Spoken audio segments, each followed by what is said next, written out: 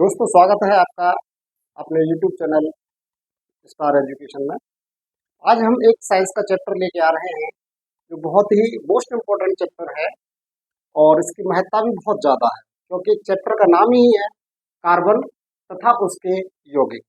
तो आज हम कार्बन के बारे में जानेंगे, कार्बन क्या है और कार्बन की बनी हुई चीज़ों से हम किस प्रकार से डेली अपने दैनिक जीवन में इनको इस्तेमाल करते हैं।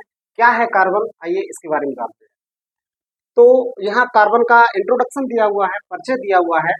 कार्बन का क्या परिचय है? तो कार्बन शब्द जो है यह लैटिन शब्द कार्बो से बना हुआ है, यानी कार्बो से बना हुआ है, जिसका अर्थ होता है कोयला। कोयला काला होता है, मीन्स इसका अर्थ होता है कोयला। कार्बन एक सर्वतोमुखी तत्व है, यानी यह प्रकृति में हर जगह पाया जाने वाला तत्व है, हर जगह मिलता है, हर वस्तु में मिलता है। मोस्टली 95% जो भी वस्तुएं हैं प्रकृति में जो पाई जा रही हैं, 90 से 95% मोस्टली कार्बन युक्त है वो, जो सभी जीवों एवं हमारे उपयोग में आने वाली वस्तुओं का आधार है। यानी जितने भी सभी जीव हैं उनमें और हमारे उपयोग में जितनी भी दैनिक जीवन में लाइफ में चीजें उपयोग में आती हैं, उन सभी वस्तुओं का कार्बन एक आधार है। जैसे हम भोजन ग्रहण करते हैं तो कार्बन से बनी हुई वस्तुओं का यूज करते हैं, दवाएं खाते हैं तो उसमें भी कार्बन का यूज होता है, कपड़े पहनते हैं वो भी कार्बन से बने हुए हैं, कार्बन एक महत्वपूर्ण भूमिका निभाता है उसमें आदि। इसके बाद आगे चलते हैं तो भूपरपटी, जो मिट्टी की सॉइल के ऊपर की जो भूपरपटी है, उसमें जो खनिज पाए जाते हैं, भूपरपटी में जो मिनरल्स पाए जा रहे हैं, उसमें केवल 0.02% ही कार्बन उपस्थित होता है। यानी भूपरपटी जो है, सॉइल का ऊपरी भाग जो होता है, उसमें ओनली जो मिनरल पाए जा रहे हैं उसमें 0.02% ही कार्बन प्रेजेंट होता है। तथा वायुमंडल में जो भी हमारे वायुमंडल में गैसेज हैं, और उस गैसेज में हमें 0.03% कार्बन डाइऑक्साइड के रूप में जो प्रेजेंट है उसमें हमें मिलता है, यानी वहाँ कार्बन डाइऑक्साइड के रूप में मिलता है, और भूपरपटी में जो मिनरल्स होते हैं उसमें 0.02% कार्बन होता है, यानी इतनी कम मात्रा में होता है। इसके बावजूद भी जैसे फ्यूल, हम ईंधन का इस्तेमाल करते हैं, अब उस ईंधन में हम चाहे लकड़ी का इस्तेमाल कर रहे हो, चाहे हम कोयले का इस्तेमाल कर रहे हो, चाहे हम एलपीजी गैस का इस्तेमाल कर रहे हो, चाहे हम सीएनजी का इस्तेमाल कर रहे हो, चाहे हम केरोसिन का इस्तेमाल कर रहे हो, सब कार्बन से रिलेटेड है, कार्बन से बने हुए हैं। इसके बाद में क्लॉथ्स, जो भी कपड़े हम यूज करते हैं, वो कपड़े भी चाहे वो नायलॉन का कपड़ा हो, चाहे वो पॉलिएस्टर का कपड़ा हो, चाहे वो कॉटन का कपड़ा हो, सब में कार्बन विद्यमान रहता है, सब में पाया जाता है। इसके अलावा हमारे दैनिक जीवन में पेपर होता है, रबड़ होती है, प्लास्टिक होती है, चमड़ा लेदर जिसको बोलते हैं, मेडिसिन जो दवाएं बनी हुई होती हैं, और जो रंजक होते हैं, डाइज जो होती है, ये सभी कार्बन की ही बनी हुई होती है, या इनमें मोस्टली कार्बन का उपयोग किया जाता है। अब हम अपने दैनिक जीवन में देखते हैं, ये तो हमने देखा कि ये जहाँ लिखा हुआ है जितना भी, इन सब में कार्बन पाया जा रहा है। अब हमें एक एक्टिविटी के रूप में देखना है कि हमें हमारे दैनिक जीवन में कितनी वस्तुओं का हम यूज कर रहे हैं अपने डेली जीवन में, कि उपयोग भी करते हैं और उपभोग भी करते हैं। जो वे वस्तुएं कार्बन से बनी होती है उनमें एक टेबल बनानी है। अब उस टेबल के अकॉर्डिंग जब आप देखते हैं तो मोस्टली वस्तुएं जो भी होंगी, चाहे वो आपकी खाने वाली है, पीने वाली है, पहनने वाली है, कुछ कोई भी कार्य करने वाली है, वो मोस्टली वस्तुएं कार्बन की ही बनी हुई है। तो आप इस एक्टिविटी को कर सकते हैं, कलेक्ट और स्टडी सम थिंग्स जो भी प्रकृति में पाई जा रही है, तो उनको देखिएगा, चाहे वो कपड़ा है, दूध है, या अदर कोई भी वस्तुएं हैं, दवाएं हैं, वो मोस्टली उनमें कार्बन का यूज मिलता ही मिलता है। अब देखते हैं हम, इसका फर्स्ट पॉइंट चलता है कि कार्बन में आबंधन, यानी कार्बन में जो बॉन्डिंग होती है वह किस प्रकार से होती है, यानी इसको कहते हैं सहसंयोजक बॉन्ड या कोवेलेंट बॉन्ड होता है। तो इसमें कोवेलेंट बॉन्ड में क्या होता है, इसको हम सहसंयोजक बंध भी कहते हैं। तो रासायनिक अभिक्रियाओं में जब कोई भी केमिकल रिएक्शंस हम करते हैं, रासायनिक अभिक्रिया करते हैं, तो रासायनिक अभिक्रिया में जब परमाणु आपस में बराबर इलेक्ट्रॉनों का साझा करते हैं, यानी किसी भी रासायनिक अभिक्रिया के दौरान जब परमाणु आपस में बराबर की साझेदारी करते हैं, एक आप दे रहे हैं, एक मैं आपको दे रहा हूं, दो आप मुझे दे रहे हैं, मैं दो आपको दे रहा हूं, तीन आप मुझे दे रहे हैं, तीन मैं आपको दे रहा हूं, तो इस तरह की जो बराबर की साझेदारी होती है वह सहसंयोजक बंध में आती है। तो यहाँ लिखा हुआ है इलेक्ट्रॉनों का साझा करते हैं, उनमें कोवेलेंट बॉन्ड बनता है, यानी सहसंयोजक बंध बनता है। जितना आप हमें देंगे हम भी आपको उतना ही देंगे, यानी बराबर की साझेदारी होती है, इसी को हम सहसंयोजक बंध या कोवैलेंट बॉन्ड कहते हैं। और इसमें क्या होता है कि हाइड्रोजन को छोड़ करके, क्या छोड़ करके, हाइड्रोजन को छोड़ करके मोस्टली जो भी तत्व होते हैं वह अपने बाह्यतम कोश में 8 इलेक्ट्रॉनों का पूर्णतया यानी अपने बाह्यतम कोश को कंप्लीट करते हैं 8 इलेक्ट्रॉनों के माध्यम से। तो इसमें दिया हुआ है, और अपने बाह्यतम कोश में 8 इलेक्ट्रॉन केवल हाइड्रोजन को छोड़ दें कंप्लीट करते हैं, अष्टक कंप्लीट करते हैं वो 8 इलेक्ट्रॉन्स का लास्ट सेल में, अपनी बाह्यतम सेल्स में। तो सहसंयोजक बंध के फलस्वरूप यानी इसके फलस्वरूप, इसको जब ये सहसंयोजक कोवैलेंट बॉन्ड बनता है तो इसके फलस्वरूप बने अणुओं पर कोई आवेश नहीं होता है। यहाँ एक गौर करने वाली बात यह है कि सहसंयोजक बंध जब बन जाता है तो उससे बने जो भी मॉलिक्यूल से अणु होते हैं उन पर कोई भी आवेश नहीं होता है, मतलब कोई भी चार्ज नहीं होता है, कोवैलेंट बॉन्ड पर कोई भी चार्ज नहीं होता है। अतः इनको अध्रुवी यानी नॉन पोलर या अनआयनिक या नॉन आयनिक भी हम कहते हैं, क्योंकि कोई चार्ज नहीं होता है, कोई आयंस नहीं होते हैं, इसलिए हम इनको नॉन आयनिक या अनआयनिक कहते हैं। एग्जाम्पल के तौर पर हाइड्रोजन दिया हुआ है, ऑक्सीजन का दिया हुआ है, नाइट्रोजन का अणु दिया हुआ है, जल दिया हुआ है, अमोनिया दिया हुआ है, मेथेन दिया हुआ है। तो आइए देखते हैं कि किस प्रकार से ये बनाते हैं। तो हाइड्रोजन है, हाइड्रोजन H2 हम इसका पहले देखते हैं। तो हाइड्रोजन के लिए इसमें इसका परमाणु क्रमांक कितना होता है, 1 होता है। तो इसके लिए जब हम सहसंयोजक बंध के लिए चलते हैं तो हमने ये एक हाइड्रोजन यहाँ ले लिया, एक हाइड्रोजन यहाँ पर ले लिया, इस पर एक इलेक्ट्रॉन पाया जाता है, एक यहाँ हो गया और एक यहाँ हो गया। तो ये अपना H2 कंप्लीट यानी अपने कोष को पूरा करने के लिए एक इससे ले लेता है इसको, और ये हाइड्रोजन अपने कोष को पूरा करने के लिए इससे ले लेता है।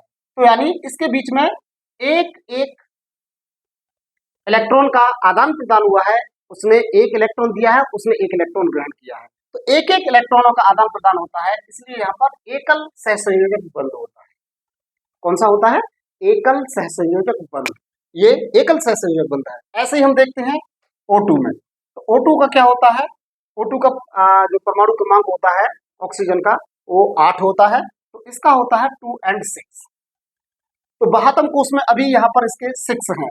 जब हम इसका कॉन्फ़िगरेशन करते हैं तो O और ये हो जाएगा O इस तरीके से। अब इसके बाह्यतम कोश में 6 है, तो 1 2 3 4 5 6 इलेक्ट्रॉन्स हमने यहाँ ले लिया। 1 2 3 4 5 6 इलेक्ट्रॉन हमने यहाँ पे ले लिया। अब इन दोनों के मध्य में क्या होता है कि ये जो ऑक्सीजन का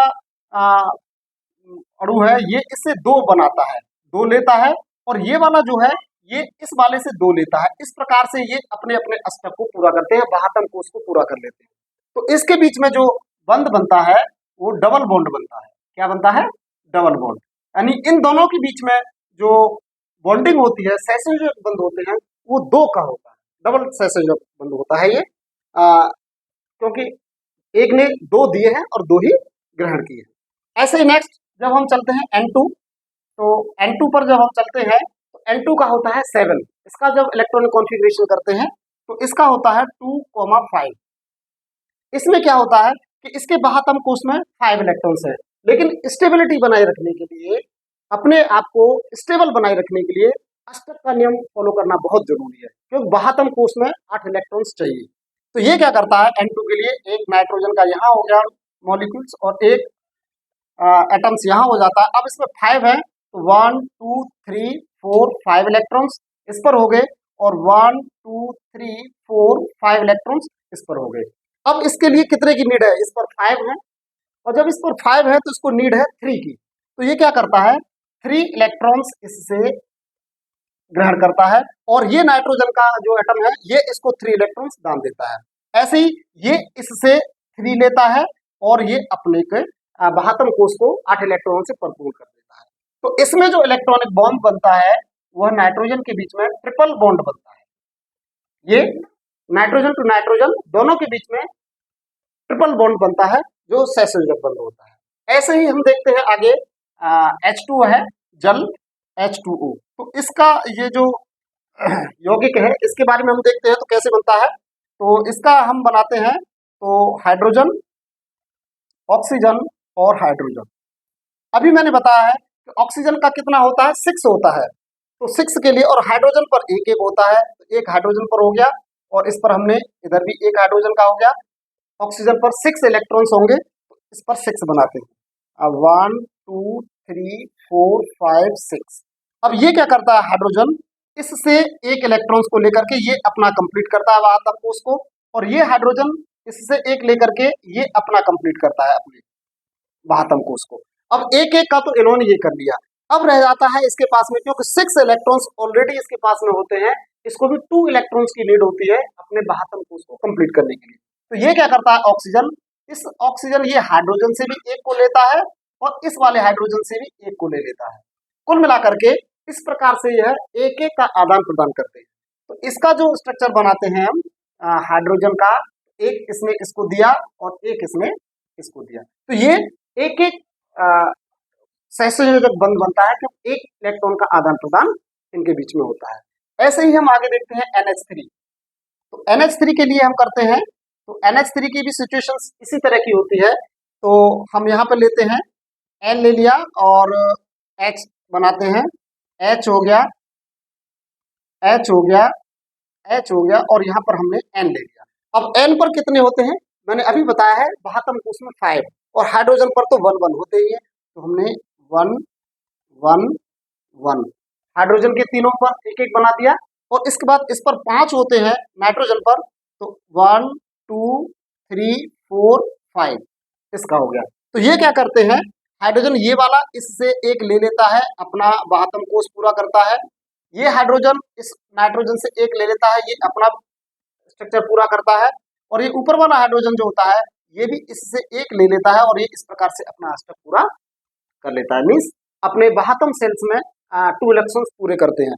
लेकिन अब ये नाइट्रोजन रह जाता है, नाइट्रोजन पर 5 इलेक्ट्रॉन्स मौजूद है, इसको भी अपने वाहतम कोष को कंप्लीट करने के लिए 8 इलेक्ट्रॉन्स की नीड होती है। तो ये क्या करता है, इन तीनों से ही एक एक इलेक्ट्रॉन जो इसने दिया है वो, और एक एक इनसे ले लेता है, तो इस प्रकार से इनके बीच में भी एक एक का बंध बनता है। तो इन्होंने भी आपस में एक इलेक्ट्रॉन दिया है और एक इलेक्ट्रॉन को दिया है, तो इस प्रकार से अमोनिया के बीच में भी और एकल सहसंयोजक बंध बनता है। नेक्स्ट इसके बाद में देखते हैं CH4 है, और CH4 के लिए जब हम चलते हैं तो इसका भी CH4, तो इसको हम बनाते हैं, C हमने दे दिया, ये H आ गया, ये H यहाँ पे कर दिया, एक H ये और एक H ये। अब हम जानते हैं क्योंकि हमने कई एग्जांपल्स को कर लिया है कंप्लीट, तो हाइड्रोजन पर एक इलेक्ट्रॉन्स होता है, तो हमने एक एक हाइड्रोजन पर बना दिया, इस प्रकार से एक एक हमने हाइड्रोजन पर बना दिया। अब रह जाता है कार्बन। अब कार्बन पर कितने होते हैं, अभी यहाँ पर नहीं है, तो देखिएगा कार्बन होता है, कार्बन पर होते हैं 6, और 6 इसका परमाणु क्रमांक होता है, तो 2 और 4 इसका इलेक्ट्रॉनिक कॉन्फ़िगरेशन हो जाता है। सी का करते हैं जब हम, तो 2, 4, तो इसके वाहतम कोष में अभी 4 इलेक्ट्रॉन्स हैं, तो हम इस पर 4 कर देते हैं, 1 2 3 4।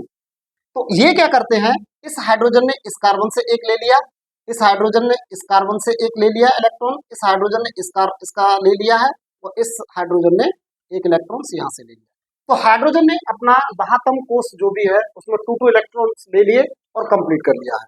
इसके बाद रह जाता है अब ये कार्बन।